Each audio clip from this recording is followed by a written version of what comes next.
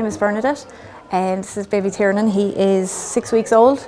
He's number 3, so I have a 4-year-old and a 2-year-old, and they've all been breastfed. So the first 2 to 3 weeks were tough now, but I was determined to keep with it. A friend of mine gave me advice. She said, don't give up on your toughest day.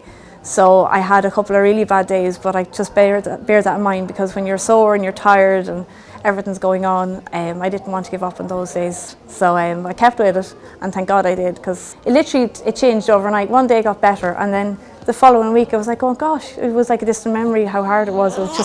It went into place really quickly then.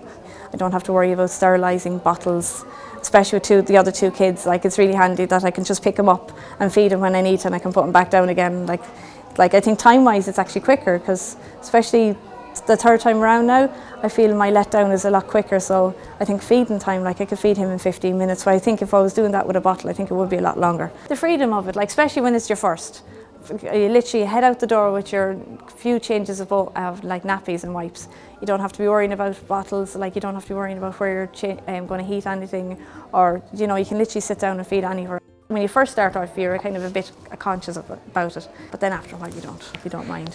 And I always say is feed in front of a mirror the first time, and you can see how little people can see.